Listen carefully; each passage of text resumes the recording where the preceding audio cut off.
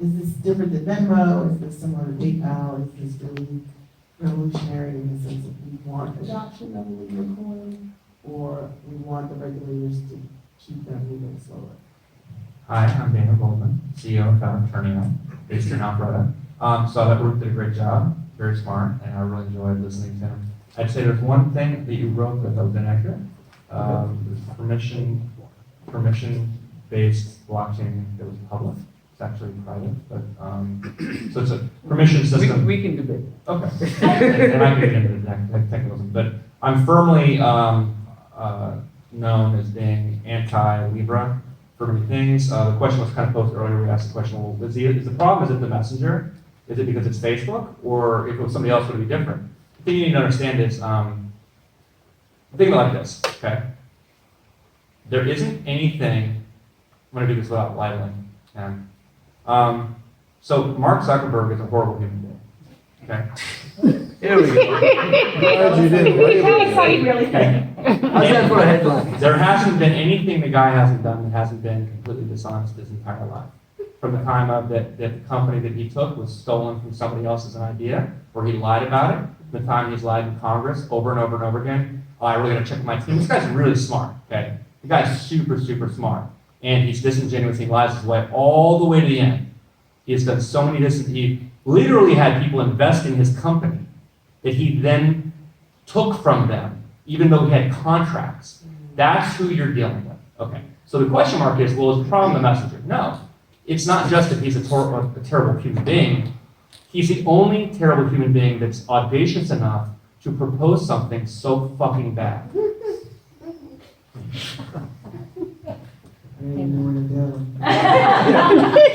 Are we done? I take somewhat of a different perspective because I don't really care if Libra per se fails or not over time, but there will be entities of alternative currencies. And this is the 21st century, and that there are means and mechanisms that are needed for not only currency and value holding, value exchange, but virtual capture of virtual assets and exchange of virtual assets that are defy our historic practice, which has been associated with, in many senses, the real world assets and value, anchored on value and tagged to value in the real world. And that's all 19th century, and I'm tired of us trying to protect and defend the 20th century and 19th century when we have an opportunity to change. Whether Libra wins or not, or stays alive, sustains, that China's already asserted that the hybrid structure of the Chinese governmental association with the operating engines of Tencent and Alibaba, especially in financial, and Alipay engines that are ready and purposable in partnership with the Chinese government, makes it an inexorable reality and very quickly doable. And there are others, as Ruth mentioned, the Russians and others will be establishing these as well. Governmental partnerships, private communities, private independent communities.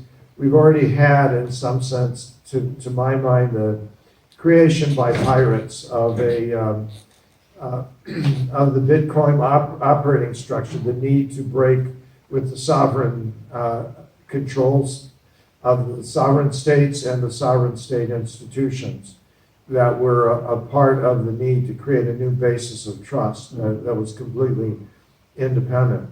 And so we'll see more of that. So this is the seed of something, whether it succeeds or not is not that relevant. We will see more and more of it, but it will be a part of an inexorable move in the 21st century. Other than that, I have no opinion either. All right, Al, tell us your thoughts. Yeah, thank you. Very nicely put and great thoughts. Definitely it is not a simple area. This is an area where a society is struggled for a long time going from one system to the other. And for a while, there was so-called the gold standard, where it was backing that currency by actual gold. And we went from that to fiat currency today, which is a sort of, it's not back, it is just kind of trust that the government of certain country will honor that payment. So we're back now to Libra, trying to do something similar to back to the gold standard. And the gold standard is not good or bad. Gold standard has its merits. This is definitely not the gold standard per se. It is more diversified. It is more backed by multiple assets and currencies, fiat currencies. But also it has issues. Those issues could probably be seen in the way that it didn't scale. The gold standard couldn't scale. So could it scale or not? Probably yes, probably not. It is something that we have to see because we're living in a different era where this is more of a democratized share in getting this bootstrapped. It is the consumers, it is the users who are going to contribute to the fund. And that's another area which is kind of also difficult to, you have to contemplate. Now you have many consumers, many users who are going to contribute to the fund. And if we think this is going to be successful, then you have trillions in the hands of these few corporations. At least at the beginning, they are starting at 20 and they probably 100. They promise that it will be fully public in the future, the governance. Today it is about 21. Then think about that few corporations have the power that the United States has a couple of trillions in the budget. Now they can move economy, right? When they decide to buy an asset or sell an asset, and what's going to happen to that asset? Just think about this type of thing. Now, we're not here to try to defend or to try to criticize. We're trying to understand the phenomenon, right? And understanding this phenomena is interesting. I can say a lot about this, but I want to keep on with that. I have a comment, sort of picking up off of what you said and thinking about the theme. In my mind, and remember I'm a lawyer, so in my mind, this could be the beginning of sort of an anarchy-ish sort of currency situation. So what if Amazon says, you know what, we do a lot of transactional work. We went from books to retail to food, who knows what's next? Some say law. What if they're like, we're gonna do our own porn, we're gonna do the jungle porn, whatever you want to call it. And playing off the Amazon. And slowly but surely, maybe they get Target on board, maybe they get Walmart on board. Walmart's tired of fighting with Amazon. They're like, fine, can't beat them, join them. And then they all decide to do their own version of Libra. And then you get another segment of the marketplace doing their own segment of Libra. Again, I'm not a finance person, so you guys tell me. This feels like a slippery slope to where you start to destabilize the US dollar. So I actually believe that is exactly what is going to happen. Oh, Jesus. So imagine if Facebook said, well, tomorrow it's Google, then it's Apple. Right. And by the way, if you really start understanding these native digital companies, as I call them, they have a much further reach and a much stronger position than most of the incumbents in that fintech space. Yeah. So it's clear that they are moving into this. Everybody has a different angle.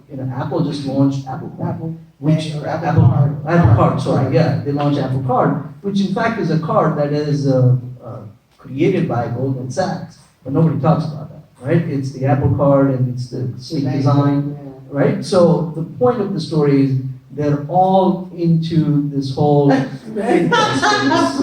Well, and Ben loves it. Exhibit A, Oh. this is like a trial. Is that Exhibit it? A, this is it. Apple Card? It actually Yeah, but, feels really nice. Understand It's actually very pretty. a lot of the issue is how do I get the traditional players out of the middle on it? So this is here only temporary. This is here by necessity. There is no way Apple wants Goldman or wants a titanium card or wants a damn card anyway. The point is that because you're a culture already that is, what have they done though too? I take Apple Pay and I'm giving you 2% on that. If you go to Uber and use Apple Pay on Uber or at Walgreens now, you get 3%. Watch more and more of those people come into play. That's embracing you into a new ecosystem, and eventually Goldman Sachs, we say bye-bye to Goldman and bye-bye to the cards as well. So everybody's anchoring and focusing on the modification of today instead of the basis of tomorrow. And understand that when you go into non-bank communities in Africa and even in rural China, that we already have the bypass of that in Alipay, in WeChat, and Paytm in India, and you've got other bases of elements that are close walled garden currencies. When you look at minutes exchange in Africa, that are often in essence a viable currency that are used in those domains, and I know that Dan agrees with me. That's going to happen tonight. A lot of agreement I actually have, so much here. So by the way, gold-backed, dollar, there's only been 5, fun fact, there have been 5 depressions in American history, and guess how many of them happened under a gold-backed dollar? 0. All 5. All 5. So that does not demonstrate why that's such a bad idea to go back to. That is 5 for 5, okay. So you didn't count 2008? No, that was not a depression by definition, it was a recession. It's great, the Great Recession, but it was almost there. So regarding something Roop said, I thought it was important. First, I don't agree that Amazon, because I know Amazon, like I know people at Amazon, I care now, they're not going to touch a Libra type token. That is not going to happen anytime soon. Apple is publicly out there saying they actually didn't just say they're not going to do it, they think it's horrible. They think it's a horrible thing. They're taking an anti-Facebook position. So Apple's not going to do that, but here's what's going to happen. There will be, at some point, when people feel comfortable with this, because Facebook is really screwing things up here, because they're creating their Facebook token, which is, before the end time, I'll explain why I'm such a visceral opposition to it. They're really screwing consumers. It's antitrust, it's anti-competition, it's anti-innovation, and it's going to be very, very harmful to consumers. There are hidden fees that customers don't understand. I need you to know that. But what will ultimately happen, I think, is that because I do own a blockchain company, right? We built a product, we're working on a product before Libra was even an idea in Mark Zuckerberg's mind. So we have a competing product that, by the way, they don't let us market on Facebook because it competes with their product. Now they say you have to be a publicly owned company to market cryptocurrencies and other BS, right? So that's just one thing to consider about anti-consumer. That's not why I'm against it. There will be a time, hopefully soon, where every major corporation and small company essentially has their own token. I'm firmly for that. But what it'll be is it won't be a token in the sense that like Libra is a basket of currencies. What it will be is a thing called, not this bastardized version of this Venmo, style basket of fake cryptocurrency. It's not even a real cryptocurrency. What it will be is basically a real stable token that all it means is one Coca-Cola token equals $1. That's all it is. And what makes blockchain so powerful and why it will be so powerful is because unlike traditional databases, okay, you have a data layer and then blockchain has a payment layer. That is something that traditional databases don't have. The internet is essentially built off of a bunch of databases. It doesn't have an integrated payment layer. This is going to be great stuff. There's going to be really great applications, not in the Libra fashion.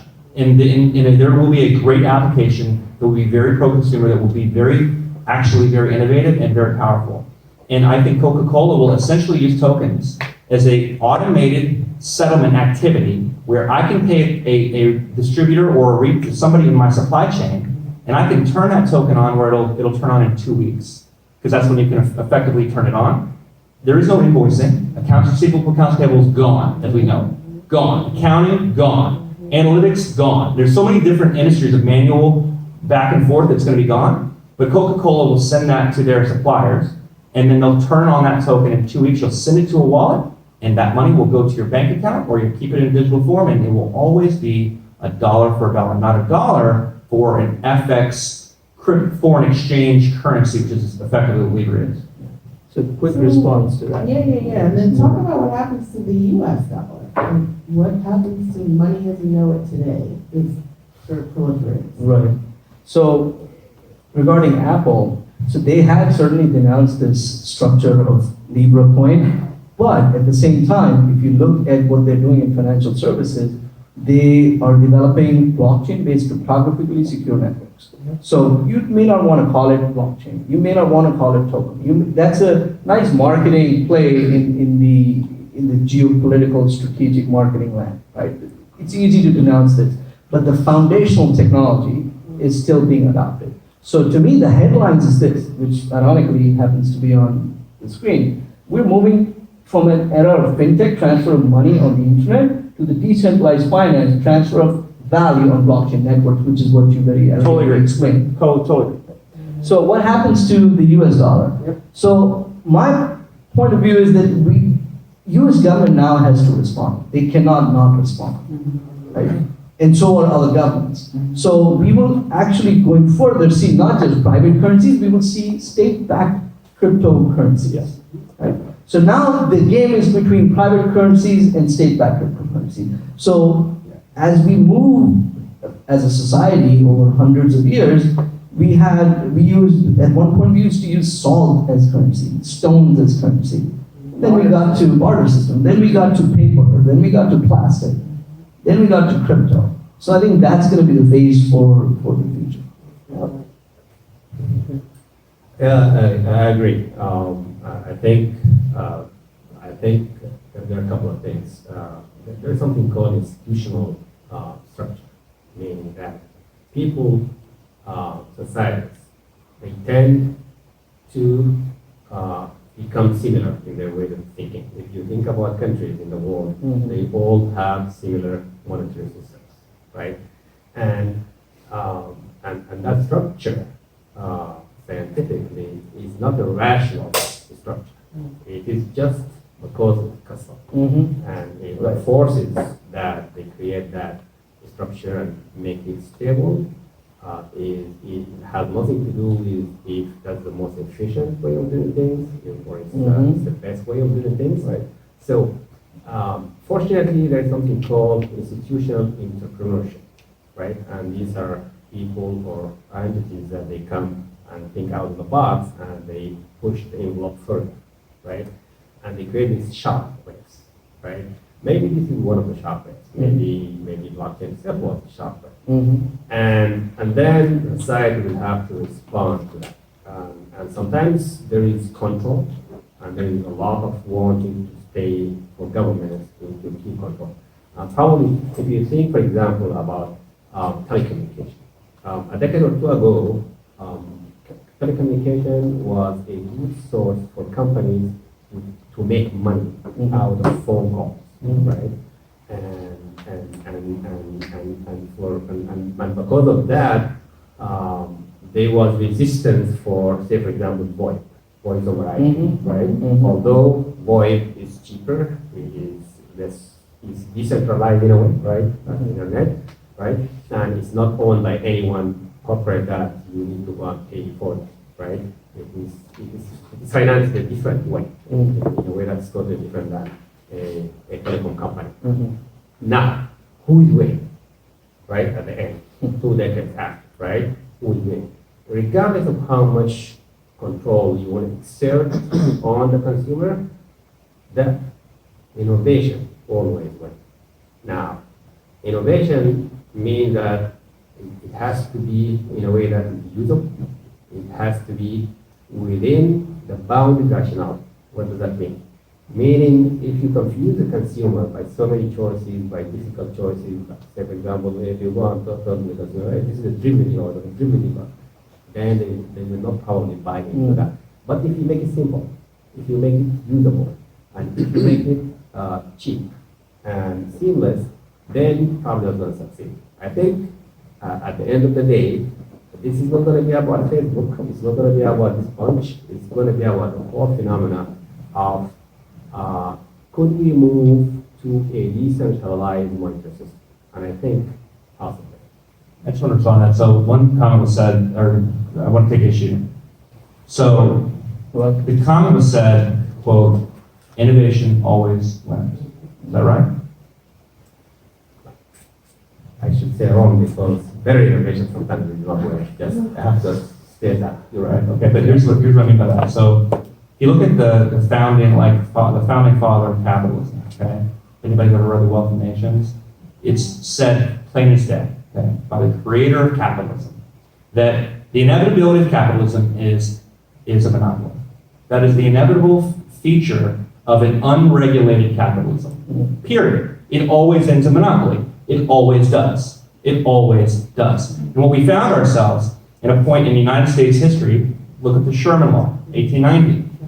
Sherman Act, thank you. We passed the Sherman Act. What happens? There's an American sugar company that had 98% market share 5 years after the Sherman Act, and the judges still said the company was able to stay alive even after the Sherman Act that was supposed to be anti-monopolistic. And this is important because when you have monopolies, it's anti-market. It is anti-consumer because they basically can control anything that consumers do. They can charge any price for it. We have seen that. So here's what I'll go to. Here's what we're not learning again. This is a monopoly waiting to happen. What if remember the time, some of you are kind of young here, I'm looking at it. So Windows, when there was a big fight with Microsoft in 95, there's this big thing with Netscape. What if it was legal today that anyone who had a Windows operating system or an Apple system, they could not, or an iPhone. What if you were forced to only use Apple products on an iPhone? What if you were only forced to use Samsung products on a Samsung phone? Okay? That would be anti-innovation, it would be anti-consumer, and here's what Facebook is doing. They're going to use this idea, because we haven't really gotten to the nitty-gritty of how it's built. They have a consortium, okay? The way that the old trust used to operate. So there's, shared commonality among large multinational corporations that don't have any particular country that they report to because they operate in all countries. Okay, they're gonna collaborate on a governance feature. Facebook is going to have a monopoly on all in and out transfer of value of payments that happen on the Facebook, Messenger, WhatsApp, and Instagram apps, which, by the way, they own the 80% market share, right? And well, YouTube's Google.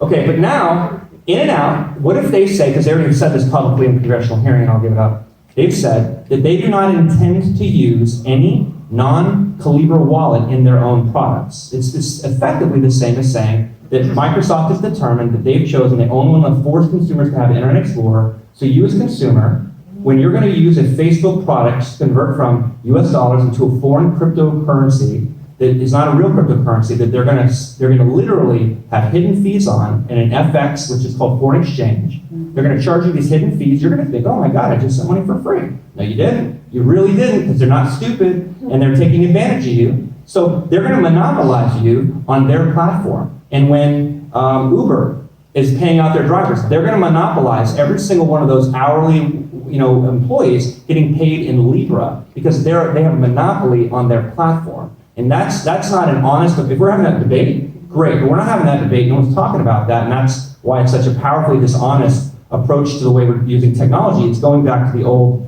trust where they had total monopolies. Go ahead.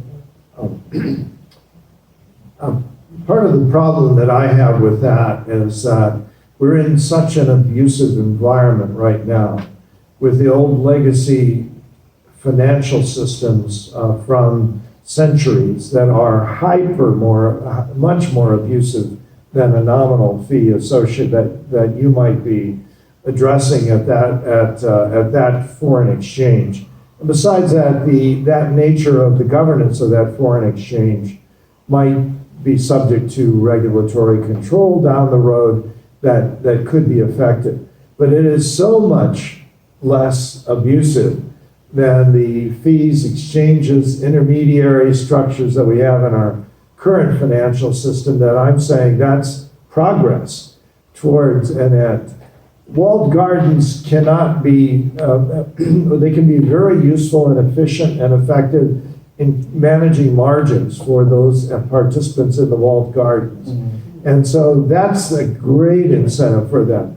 And frankly, I'm hoping that's more valuable to them than guarding the gates and putting taxes on exit and entry onto it. So I'm betting that it's enough for the greedy members in the walled garden to play in that sandbox. And as long as the guards at the gate are only nominally cheating on the ingress and egress of the funds, then I'm happier with that than I am in speeding up the mess of what we've carried as baggage for centuries now. Other than that, I have no opinion.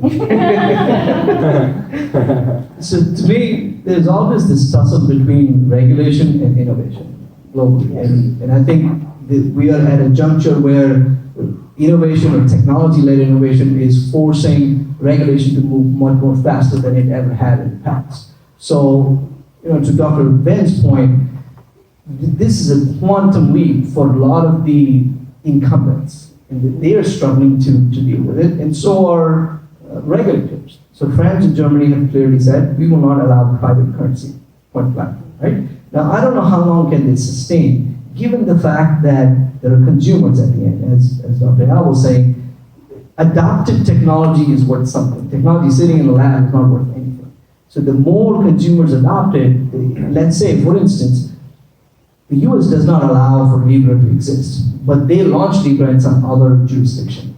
And it's just only for that jurisdiction, they can control that somehow. What happens then? Slowly we start having the circulation, and slowly you start improving the technology, slowly you start getting more adoption, and then everybody around says, well, I need one too.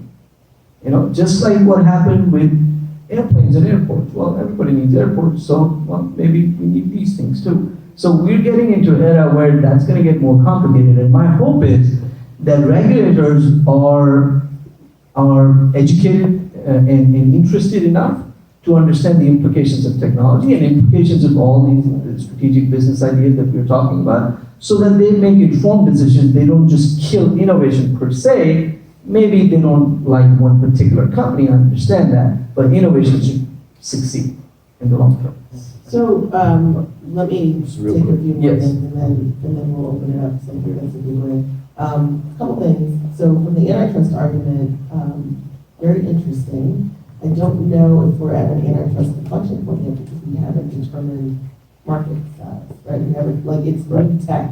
Right. So when it's new, it's just sort of the new shiny object without really a defined market but you know more about the technology, so you understand the implications of the tech, but it hasn't hit sort of the legal threshold for concern for the regulators.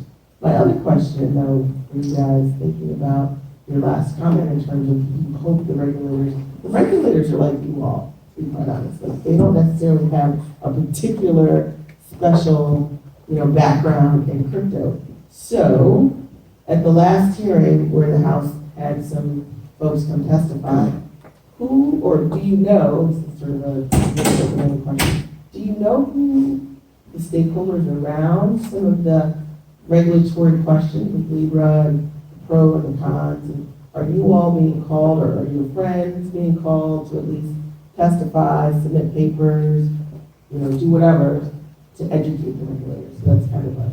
Well, I speak to people in Washington all the time, actually. So FTC, I've spoken to the DOJ, antitrust people about it. I've spoken to a lot of Democrats about it because my political reflection is pretty well known publicly. I've talked to people, and specifically on Chairman Waters' committee, staffers there. So there is a lot of learning to be had relative to antitrust. And once again, it's not the broader crypto marketplace. I'm pro-innovation, right? I run a company, a blockchain company. I'm a technologist. I'm pro-innovation all the time, 100%. Okay. I don't think Facebook, with what their Facebook coin is an innovation at all. It's anti-consumer. Okay, just because you slap, the innovation moniker on it and say, oh, we're doing something really cool, it doesn't make it true. And it is true that there are some marketplaces that are going to be like the old Western Union. They're dead. They don't even know it yet, but that's already happening anyway. You don't need Facebook to do that. Okay, so there's already a lot of innovation happening relative to like who are the stakeholders. It's really an interesting time because a lot of people just don't know what the hell's going on. Yeah. It's confusing. If you try to explain what blockchain is, it's very confusing. It's not a simple technology to explain. I've explained it to people and they're like, I don't get it. So the best thing I can say is that my issue with it is they're so disingenuous about the approach they're taking that is not really being it's not an honest debate about how they're monetizing it. And because of that, and what they're going to build, we talked about walled gardens, I would say lastly, it reminds me of this part in Wall Street, part 2, the movie. And there's this great moment where the young kid, I forget his name, but he's a young kid and he's like talking to some billionaire and he's saying like, what's your number? What's it take for you to like leave the game? He's like, more. Okay. It's always more. And so, and Alan Greenspan made the same argument that you did, sir, where he said that, markets are rational and they always do what's in their best self-interest long-term because, they're smart enough to see the future. That's not true. We saw that in the 2008, 2009 fall, that in fact he said actually markets aren't rational. So what you'll see is it'll always be more, it'll be whatever I can do to make more, which is fine, I'm all about profit, but it will be done in a way that's anti-consumer, it'll be done in a way that'll be monopolistic, it'll be done in a way that is anti-competition. And that is going to stifle innovation. And that is going to mean that we are not going to become the 21st century tech place to be, because we do have to think about how to out-innovate competitors, and what will end up happening is you'll have industries that are fat and happy because they own 100% of the marketplace. Yeah. So on regulators, I think regulators are open. I've spoken with a few more on privacy and more on digital identity, since that's what came to the fore. So I've spoken to staffers at Congressman Doug Collins. He had put out a privacy policy proposal that's very aligned with my thoughts and my talk. So we've been talking to them and trying to help the staffers understand what the implications of digital identity are and how blockchain could help solve, not just for one entity, but multiple different stakeholders, how we could create platforms that can enable more secure and more consumer-oriented, user consent-based digital identity. So I think that's happening. Also, I think on regulators, they are more responsive to strategic changes than they are to internal consumers. And we can discuss, in more detail. But I don't think that there are free markets, actually. I don't think companies behave. They claim. Look at the WTO deliberations. I was just following India's denial to enter into a Pan-Asian sort of consortium, and it's come out of their internal drive to not let their industries die. There is no such thing as free market. I refuse to believe that. It's good in theory books, but that's not how companies operate or countries operate. 2 quick points. The fellow I know, Satnanda Mohante, is in Singapore and is part of Monetary Authority of Singapore. They have a whole experimental lab of innovation. And they even have permission to break the laws, the current laws, to run experiments, financial experiments. We need that kind of thing to explore some of these boundaries that are secure sandboxes, safe sandboxes, because we need to question the assumptions and assertions that have held us for a long time. I'm in a group called People-Centered Internet with Vince Cerf and a wide range of people looking at reinventing the operating structure of the internet and operating practice so that you own your own data and you have in carriage choice, control, and compensation for information associated with you. And we did not construct the internet for those engines. And so Tim Berners-Lee is involved in this as well. A variety of folks are looking at some of the operating, and they don't have the power authority from commerce or practice yet, but I think there are voices raising on that. Al? I know Mark, you want to. Oh, do you want to say anything, or I would say something. Sure, and then- yeah, I'm planning to. Yeah, a couple of things regarding monopoly here. I think Cole mentioned, I think rightly so, that at least for now, it doesn't seem like there is a barrier for new entrants into the space, right? So the space, technologically speaking, is very simple, extremely simple, very well known. Even from a business structure, architecture point of view, it's very simple. And even how much resources you want to invest to get into the space. I think we're talking about 20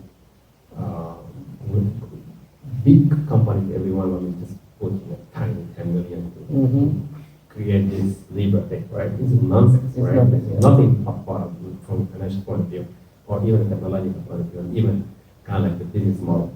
So, with all that said, also very one other point. The 2-point-something billion users of Facebook and the users of the other companies, those are not really strictly tied to these companies. It doesn't translate that 2-point-something billion of Facebook users are going to go into Libra. It doesn't translate at all. No, adoption is the question. Correct, yeah. And But it's not for external, it's for internal. correct. It's initially, it's the advertising. 93% of their revenue is from advertising. It's the advertising flow and That's what currency. I don't even care if one user signs up. I'm Facebook, I want this as an operating structure for my infrastructure. But do you believe that? Right. Yeah. Just one I believe last that. thought here. Surprise, huh? Yeah, and if you think about Facebook as a platform for advertising, right? Yeah. Then, hey, it's fair point, it's fair game for everyone, right? I remember one of the senators, he put an advertisement against Facebook on Facebook. So, That's funny. Warren, right? That's a good one. Yeah. She protested that they are not checking with the credibility of some of the claims, so she put an incredible claim over there, and they were forced to put it right. So you can create She your paid. own currency and put it She over there. paid. Yeah, exactly. That's why they did it. Yeah. That's why they did it. And I think this from scalability point of view, if you look at the future architecture, and this is a promise, it's not even yet there. Yeah. Yeah, it is a fraction of what Visa does, transactions per second. Visa in its peak, I think in Christmas or something like this, pre-Christmas or something like that, it's about over 100,000 transactions per second, right? Wow. They're talking about, I believe, maximum of 10 Oh, you're not even there, right? And this is future promises. Now, today, there are only 20 stakeholders who are creating consensus. They're talking in the future, they're going to make it fully decentralized. And any one of these guys is going to tell you that decentralization and performance, they do not go together. The more you decentralize, the less performance you get. So they cannot claim both. They cannot say, hey, we make it faster, we can decentralize. So these are some of the issues. Just the last one issue, and I worry about this, is yes, Facebook and these type of companies, they have private information about you. This is what worries me, is how can they probably use in a legitimate way this private information to get ahead of the competition in this game. Just a quick, No, Mark. Okay, so, yeah, I have a quick question. This was great discussion, by the way, thank you. So, two-part. The first part is how distant do you think the prospects are of our government creating a United States cryptocurrency? It seems like that will happen at some point. I'm interested in how far away, and also is that more of a Republican or a Democratic type view, or does it, in terms of who's discussing that even? And then number two, if you did a thought experiment and said, let's say 2 years from now, there is that currency available, what do you think the impact would be on private cryptocurrencies? So that is actually a specific answer to that. So I was in Money 2020 in Vegas this past weekend, talking to a bank about this exact thing, and they were talking to the Federal Reserve, and so the Federal Reserve is now they're interested in looking at it. You gotta remember, most of our money is digital right now anyway. Okay, there is nothing different about the only thing different about going to a blockchain-based digital currency, and what we have today is that a blockchain-based cryptocurrency is real-time settlement. No, it's not. It doesn't. I mean, it's just real-time settlement. That's it. Like, that's the only difference at the core of it. The existing banking system in fintech was built on a system that when I would say like with the 8-track player. Anybody ever owned an 8-track? Okay. When that was considered innovative, that was the same systems we built then, or the same systems we're using right now. Okay, so the only difference is, and inevitably we will. How quickly the Fed moves, and we have the biggest economy in the world, might take, they think, 5 years. They're looking at it today. They're going to be scared to implement it, but inevitably we will move to I don't think it's the Democrat or Republican thing. I think there's just as many Democrats who don't understand it as Republicans. I think there's just as many Republicans and Democrats who support it alike. There's a coalition of broad-minded people who are kind of get the technology, and they understand it's going to be very transformational, and I don't see anybody. It scares me when I see people talk about it and they don't understand it, but that education will come. So, I think under 3 years, given China launched there in 2020. And what would be the impact of that on private currencies from a regulatory perspective? I think that it just seems to me that there would be any regulations would be so that our government collects its taxes, right? That there would be that just. Yeah. So it's inevitable that we will have some new regulatory framework which responds to the frameworks of the past, but still accounts for new technology. I think there are some issues, especially if you look at digital assets, right? I look at not just cryptocurrency, but cryptographically secured digital assets. That's a new form of asset class. So we'll have to figure out how we deal with them. We in the United States, we're still debating, is it a security? Is it a commodity? Is it a property? What exactly is it? So this is not just a question of cryptocurrency or state issued one. It also further is who manages that cryptocurrency, right? So I'll disagree with you on one thing, Daniel, that the only difference is real-time settlement. I think it's a mindset. It's an intellectual hurdle that regulators have to cross, although they may understand, well, it's going to be probably the same thing, but they are still not there to say, this is what we are able to manage and how we will actually execute on this. Given that their role is to protect the markets, given that their role is to protect the consumers, how will banks respond to it? Right? That's a big component of this, because there are certain banks that can deal with the Federal Reserve in a certain way. How will that then change? Well, and so he's right. So it's like real-time settlement. What that's going to do is it's going to have major, profound impacts to the economy and what happens. So here's what it means: counterfeiting, gone. Okay, you can't counterfeit Bitcoin. You will not be able to counterfeit a digital dollar on blockchain. So all the times you've ever been to a store, like they don't take $100 bills, that's going to be gone because everything's going to be digital transferred. That's great, eventually. That also means that for money laundering, instantly today.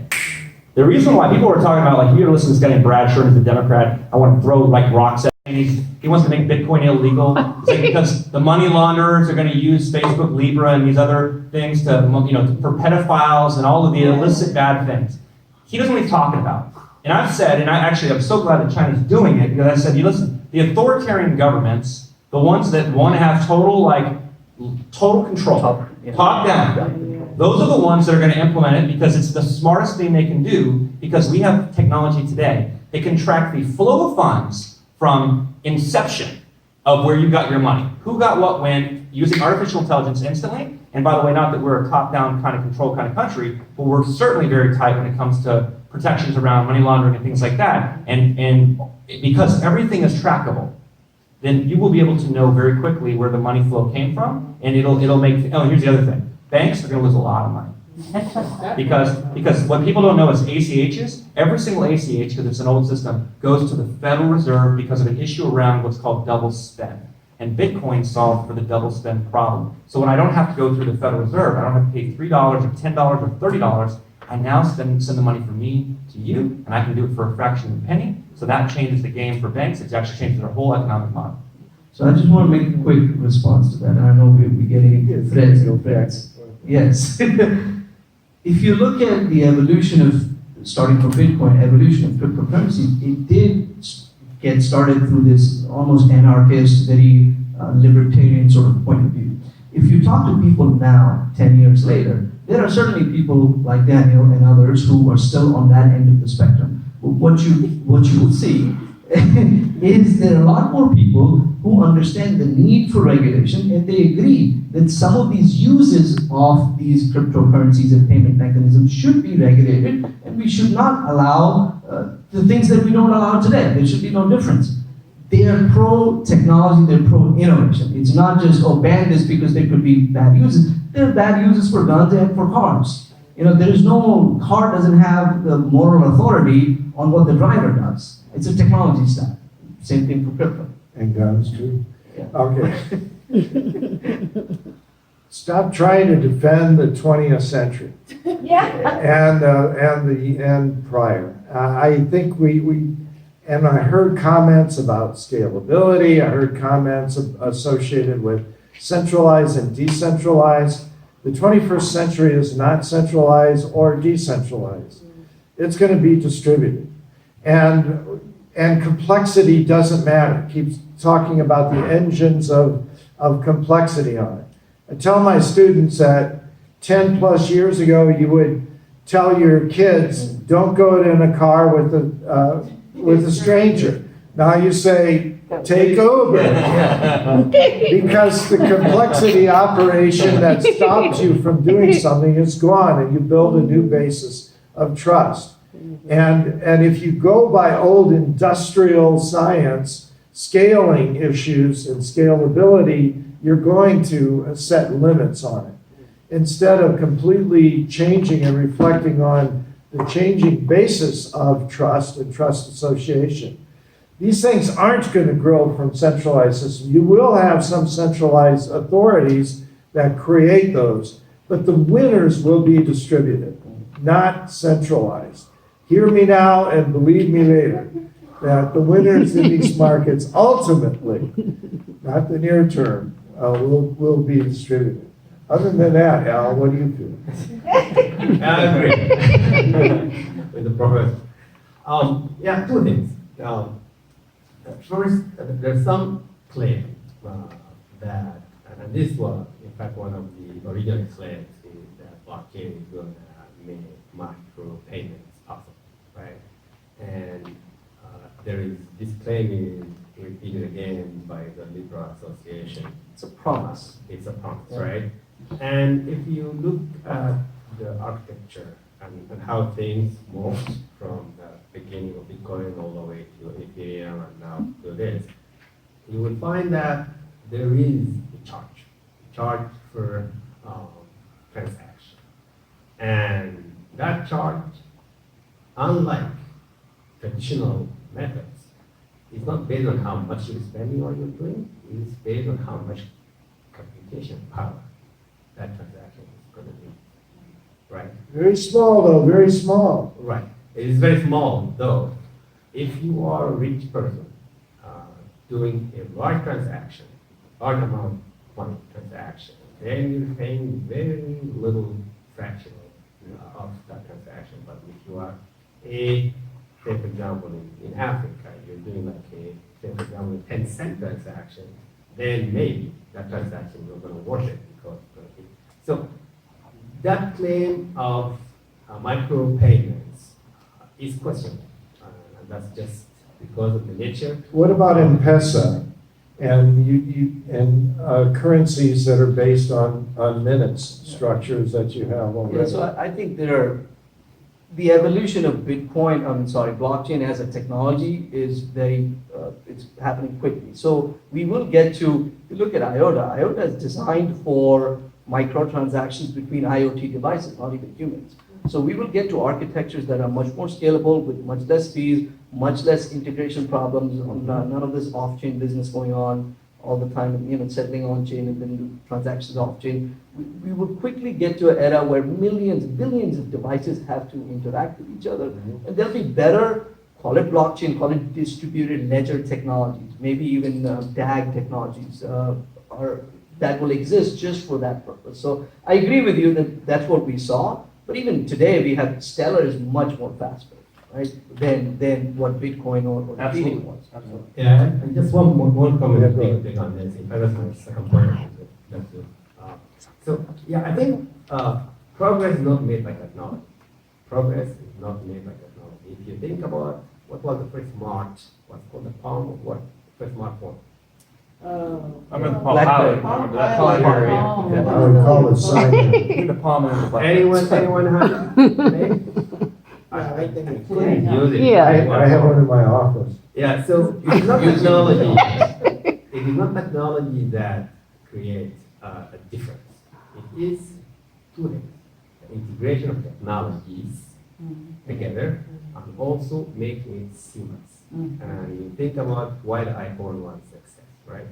It is that integration of mobility plus usability plus infrastructure of data plus open source for more application support, and et cetera, right? So I think when we find ourselves blockchain integrated with IoT, integrated with AI, then we solve issues like the issues of the regulatory barrier we have today. How could we solve the anti-money laundering issue, right? It is a big issue. How could we solve the data privacy issue, the European data privacy issue, right? It's another big issue.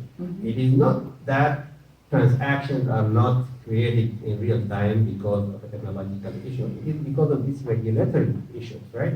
But if we integrate technologies in a way that is so smart, and then we solve these issues technologically, then I think we are. You know, my degree's in computer science. I had a very famous computer scientist as a professor. His name was Edgar Dijkstra. And Dijkstra said one thing in my class that stuck with me. He was a real bastard, but he's long gone now. But in any case, he said we have debugging tools because we've got bugging tools. And we stand preoccupied talking about debugging and whack-a-moling our economy when when the solution is the operating infrastructure that starts hygienic from the beginning, as Dan was talking about earlier. And so in some sense, I'm not in sympathy with saying, wow, I've liberated, I whacked them all here and whacked them all there. Instead, let's talk about renewed opportunity and renewed growth, renewed innovation. Focus on the 21st century, quit trying to fix the 20th. I got something. So think about this for a second. Imagine if it's 1994, and I say, hey man, check this out. This is amazing innovation. It's called the internet. You're like, that's cool. What is it? And I say, well, check it out. And I actually show you an intranet, and it's brought to you by Xerox, right? And Xerox has this amazing intranet, and everybody gets on the intranet, okay? And you get to get all the cool stuff that's on the intranet, and we talk about it as this innovation, okay? And what we're doing is we're actually killing the internet, because the intranet, which is a privatized, right? A private space kills away the ability to have the public space, and you can have both simultaneously, but what's happening with Libra is it's an intranet. It's a private system. It's a walled garden. It's a walled garden. You agree? Now, so think about this for a second. I'm going to go to the professor here. So you had made a comment. I listened to you, and you said that you thought the future would, and I agree with this, is that people will be able to control their data. Correct? Well, the aspiration is for allowing people to control give choice and get compensation when it's used. So that would be a good thing, and that's preferable. So my question to the professor is, do you believe that Facebook's Libra is going to allow for that? Again, I really don't care what happens, Libra, because my horizon is farther than goddamn Libra. Libra's You didn't answer. You didn't answer. That might be true. We might all Oh, agree. I'm pretend I'm Republican. I can not answer that.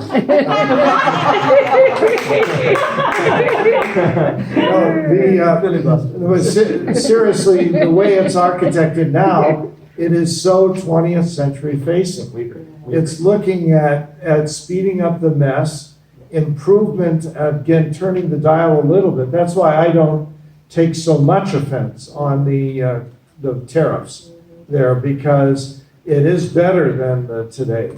And it's certainly not what I would want or expect for tomorrow. And if we do have a free market structure, let walled gardens exist, but only as long as they are independently sustainable and attractive. And do let no gates be unassailable I agree. in them. I have to respond. That's well said. Really quick. Yeah, I Really think quick. it's in questions. Yes. Yeah, well, I'm sorry. So, I put him on the defensive. no, actually, you bring up a really good point. So this is what my TED Talk was about, right? And Dr. Ben was very helpful in helping me frame these things. So the question is, who owns your data? Who really owns your digital identity? And I believe that our digital identity is a fundamental human right that we should all own. And it should be my data, and when I should have consent, I should have control, I should have access, and also compensation. So I think the aspiration is that we will get to a world where there are data marketplaces, and I, as the consumer or as the user generator of that data, choose to give you access to such data or not, and then I'm compensated in the way a true market would allow for it. So maybe my pictures on Facebook are not worth that much. I mean, look at me. We know that. Right? As I said. But maybe my genetic data is worth a lot more. Because I have certain strain of genes that are causing some rare disease and some researcher wants to research on it. So maybe there is a market for it, right? So we will eventually get to an era where we can share data with the stakeholders that we choose to. It should be my consent and also be compensated. The challenge with Libra, Facebook, even Google, Amazon, a lot of these cases is the business model is set such that they get to use our data, but we don't get compensated. Yes, so Absolutely. Yeah, we have time for one more, and then I will, He's in the space. sort of, we'll thank our speakers, and you guys can clearly talk to them after this. Hey, so while you guys were talking about data, so Facebook says that Calibra, like the entity that's creating Libra and Move and going to be like responsible for everything, is clearly separate from Facebook. But my question is kind of that, do you think it's smart for Facebook to be within reaching distance of everybody's financial data? And like, if I'm sending Libra to various people or I'm spending Libra on the internet, do you think that it would be possible that Facebook could access that data and use it for their own good? yeah, not Yes. as possible. I said that in my Yeah. introductory comments. Yeah, that's the Financial plan. privacy is not, today it's jeopardized. You will just eliminate the idea of financial privacy to begin with if you go that route.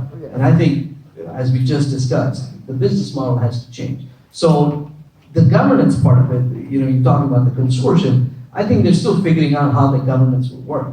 And this is one of the central questions that even came up in the hearings. That how would you, Facebook, who has such a terrible record with people's data, how would you deal with this? Start with the premise that we have a system of perverse incentives. That you have Facebook, over 93% of its revenue is based on advertising. You have Google, whose 90+% of its revenue is based on advertising. There's no incentive to do other than foster things that feed advertising. Veracity, corrupt leverage and use and abuse of information are all a part of the perverse incentives that feed those companies. Microsoft does not have that in that degree. Apple does not have that to that degree as well. So how could we create structures, right? That would suit us better. I don't want to go to the airport and get all bad, blah, blah, blah, right? There used to be a time where that wasn't there, right? But the world is there are so many crazy people in the world. There need to be those barriers, and those barriers are not there for the sake of being barriers, just because they are there for better reasons. So we have to create that balance, but also not stifle innovation in the name of, hey, this is going to hurt my privacy. Hey, this is going to be something different. 5% of the world is crazy. Look to your right and look to your left. On that Somebody note, in this room. it is 10 after 8. I'm going to say we're going to close, but I want you to ask your question. But I just want everyone else to at least be mindful of time and say thank you to our panel. Thank you to our speakers. I'm sure they're going to be around taking more questions. Mark, you want I to? think, I just wanted to say, it seems that privacy itself is a form of currency. Because people are implicitly giving up their privacy in order to get services for free. Yeah. I think there's a lot of ignorance in terms of how much you're giving up, but that's a trade-off. So if privacy is totally provided, then you're gonna have to pay the whole market. But it's not 0-1. You don't give it up for one use. Right. You're giving it up and perceived any use. So Right. once I get it, once he's Google and gets it, Right. he's going to use it 20 times over. So if you had control over its use, exercise, and compensation appropriately, that's a different story. Right. And yes, millennials and Gen Z are much more. When I grew up, personal and private were the same words. Right. That ain't true for millennials and Gen Z at all. But the pattern of use and range of use. I just want to address something that Dan brought up earlier, just because it's fun, right? You agree with him? Well, in this case, I don't. No. And so he said blockchain is difficult to learn and to absorb, or to educate people on. So we were tempted to do that. Yeah. And we have been successful in a lot of cases. We converted quite a few skeptics to believers.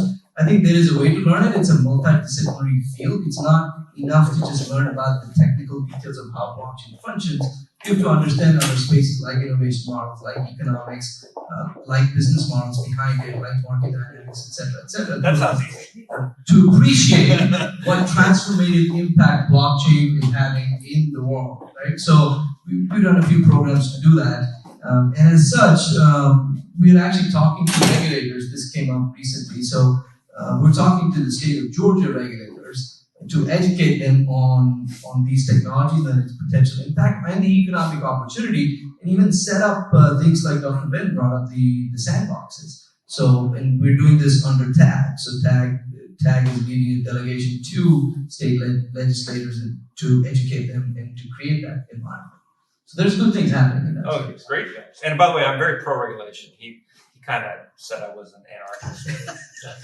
I'm super pro-regulation. I just said that so you could respond. Yeah. Anything else? One question. Yes. The digital currency is not the same they're not born equal. Oh, you mean all digital? Right. Agreed. Like a Bitcoin, you have to mine it, Yeah. and it's difficult to produce one. Correct. And so that's its limitation, I assume. It's different than like It's a proof of stake type of token. Right. It has a bottleneck that you cannot. That was intentional though. Yeah, but it's- absolutely consider its origin. Right, so you have to look at the triangle: scalability, security, and then ease of use, right? So there are choices that were made. Bitcoin is the most secure, right? And it's worth whatever 300 million. How much? 300 million. Yeah, 300 million now. So Billion. people would say billion. Sorry. Yes, my apologies to all the Bitcoin maximalists here. I'm not here.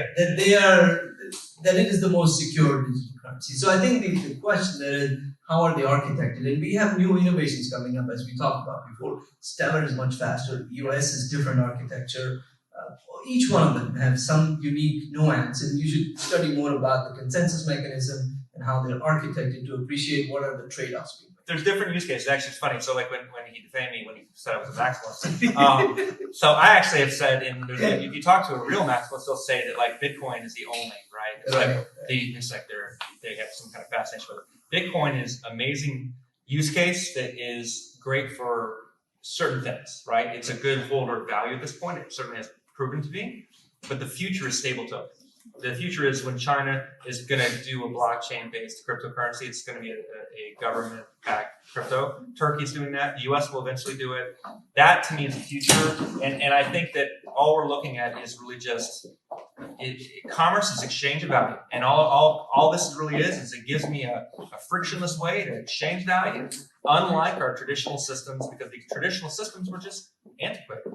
We're in the 19th, 20th century. So basically, if there's no limit to the amount of currency you can generate, then the sovereign cryptocurrency is the way to go, right? And the Fed Reserve Maybe. I think they will be interoperable, and it depends on what you're trying to solve for. There are different kinds of cryptocurrencies for different purposes. All kinds of different. Right, so it depends on the use case, as you said. There'll be thousands today, there are over 2,000 right now. So I think we'll see some of them